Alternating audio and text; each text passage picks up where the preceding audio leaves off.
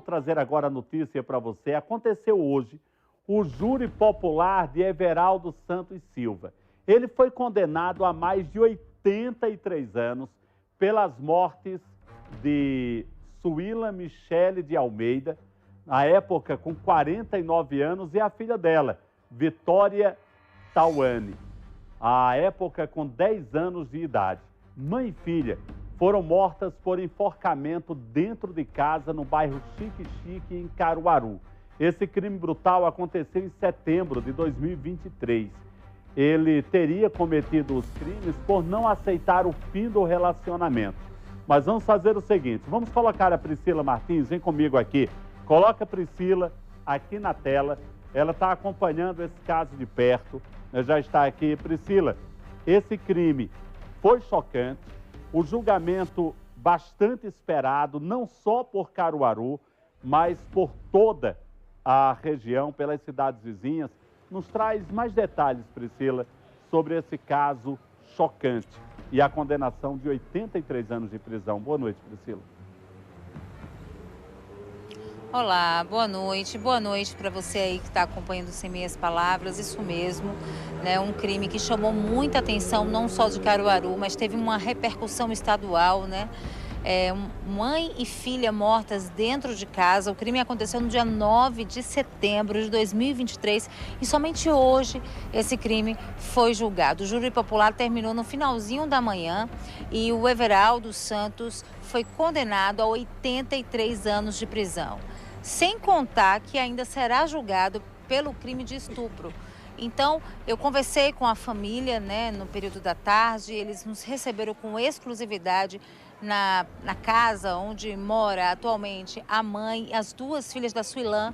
Suílan tem filhas gêmeas de 25 anos, né, que permanecem abaladas, né, com essa situação. Afinal de contas, gente, o que a sociedade e a família esperava era que a justiça dos homens fosse feita, né? Mas claro que nada vai trazer de volta a Suíla Mirelli e também a Vitória, né? Vitória, que tinha só 10 anos de idade, gente, voltava do culto, ela tinha ido para a igreja e aí voltou para casa, encontrou aquele cenário, né, da mãe violentada e morta. Em seguida também foi estuprada e morta pelo suposto padrasto, porque a Suílan teria terminado o relacionamento com o Everaldo. Inclusive, de acordo com a família, me disse hoje à tarde, né, que a Suílan já suspeitava que o Everaldo estava abusando da filha dela. Então essa foi mais uma motivação para que ela terminasse o relacionamento com ele. E aí depois ele não aceitou o fim desse relacionamento e iniciou uma discussão nos fundos de casa e terminou arrastando a Suílan do quintal para dentro de casa com um arame, quer dizer, violentou muito ela e depois utilizou aquilo que a gente conhece como enforca-gato, né, para poder asfixiar a Suílan, né, e em seguida fazer do mesmo jeito com a filha dela de apenas 10 anos de idade. Então, um crime, gente, que dá um nó na garganta e um enjoo no estômago de poder contar, porque de fato chamou muita atenção e é chocante. É claro que a gente não vai trazer aqui nesse momento todos os detalhes, até porque em 2023 a TV Jornal acompanhou essa história. Você ouviu ali, naquela época, o delegado responsável pela investigação falando sobre o caso. A gente até conseguiu acompanhar e mostrar alguns detalhes. O fato é que hoje o júri popular aconteceu e o Everaldo foi condenado a 83 anos de prisão. Sabemos também que no Brasil, né, a pena máxima, né, para que se cumpra em regime fechado é de 40 anos. Então, tem muita gente, nós já colocamos nas redes sociais da TV Jornal e tem muitos comentários, as pessoas falando que deveria ficar mais tempo, né, será que vai ficar preso esse tempo todo? O que a gente sabe é o que a justiça definiu hoje, né? Hoje, no final da manhã, o Everaldo foi condenado a 83 anos de prisão. Lá, na hora do júri, de acordo com as informações dos familiares, ele ficou em todo o tempo de cabeça baixa e quando teve a oportunidade de fala, preferiu não falar. Apenas, né, balbuciou ali, né, disse que perdeu a cabeça. Então imagina a situação. Você vai rever agora um pouco da reportagem que preparamos, recapitulando como é que foi esse júri e também relembrando essa história de 2023. Roda aí. Acabou no final da manhã o júri popular, onde a sentença de 83 anos de prisão foi dada a Everaldo Santos da Silva, condenado por ter sido responsável pelas mortes de Suilã Mirelli de Almeida, de 49 anos, e Vitória Tauane, filha dela, de 10 anos. Mãe e filha foram encontradas mortas dentro da casa onde moravam, no bairro Xique-Xique, em 2023. Segundo denúncia lida hoje no Fórum de Caruaru, o juiz Demóstenes Batista Veras, ambas morreram vítimas de estrangulamento. Desde o início da investigação, o principal suspeito do duplo feminicídio era o Everaldo, ex-namorado de Suilã. Na época, ele estava com 52 anos. A Polícia Civil disse que a vítima tinha acabado com um relacionamento há cerca de 8 dias. E por não aceitar o fim, o acusado teria praticado o crime. Ele foi autuado por homicídio consumado da mulher e da enteada. Além disso, lacres também foram encontrados no porta-luvas do carro em que Everaldo estava quando foi preso. O crime chocou a cidade e toda a região. Em todo lugar, só se falava em justiça. Depois de 2 anos, chegou o dia em que a família esperava. É o que a gente espera, né? Por conta que o que ele fez chocou a todo mundo. Principalmente assim, né? A criança. Porque ela pagou uma coisa que ela não merecia isso. Nem mesmo a mãe, certo? Nem mesmo a mãe, mas assim, porque a gente é uma criança, a gente tem que relevar, entendeu? E ele foi muito covarde. A frieza é muito grande, é uma pessoa que não tem coração, né?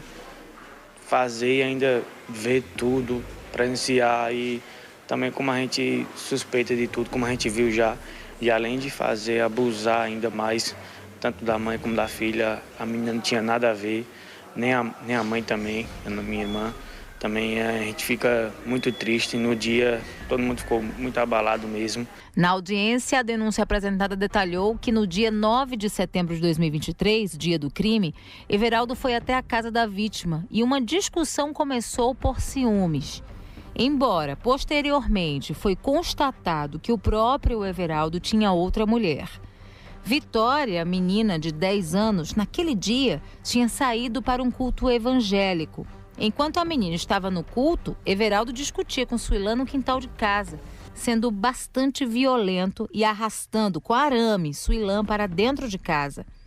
Em seguida foi ao carro, pegou um lacre conhecido como enforca-gato e apertou no pescoço da ex-companheira. Quando a criança chegou da igreja, ele teria a estuprado perto do corpo da mãe morta. Em seguida, asfixiou a menina com as próprias mãos e a matou, também usando o enforca-gato. Depois disso, ele levou alguns objetos, como televisão, liquidificador, para tentar simular um latrocínio. No dia seguinte, enviou mensagens para o celular de Suilã, forjando uma preocupação. Segundo a polícia, também para tentar confundir o processo de investigação, chegou até a frente da casa com um refrigerante, tentando simular a participação em um almoço.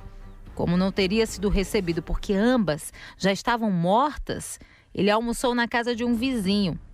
Depois foi para a igreja, participou do culto e foi para a casa da ficante, onde os objetos furtados estavam. Na época do crime, Suilã estava decretando o fim do relacionamento, que, segundo a família, ela suspeitava que o Everaldo estava abusando da filha mais nova, a Vitória. Com a intenção de cessar os abusos, ela deu fim ao relacionamento, qual Everaldo não aceitou. Nossa equipe de reportagem foi recebida com exclusividade na casa onde moram a mãe e as filhas gêmeas de Suilã, que desabafaram. Foram 2 anos esperando, sofrendo. O sofrimento vai ser pro resto da vida, né? Mas pelo menos agora a gente sabe que a justiça foi feita aqui na Terra, porque a de Deus ele ainda vai pagar. É um sentimento de praticamente, acho que dever cumprido, que a gente lutou tanto por justiça e agora a gente conseguiu a justiça por elas. Não é nem pela gente, é por elas. E me diz uma coisa, como é que foi essa manhã lá nesse júri? Foi difícil, né? Foi difícil ter que reviver todo aquele momento, toda aquela dor que a gente passou, né? Não foi fácil, não.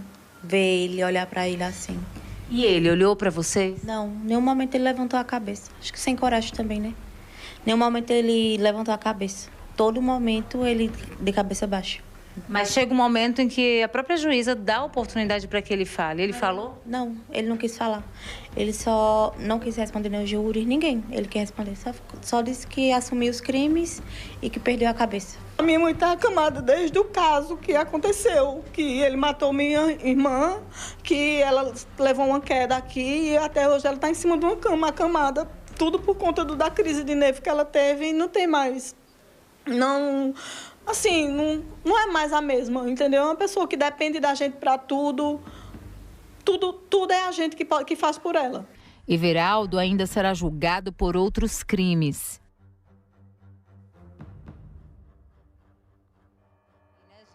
Chocante essa situação e as consequências que ficam, as marcas, né? As gêmeas disseram que agora não tem mais ninguém, né? Tá ali na casa da avó, a avó que depende delas agora, depende de toda a família porque tá acamada, tem ali algumas tias, mas que perdeu, já não tinha o pai presente, né? Mas que perdeu a mãe, a irmãzinha.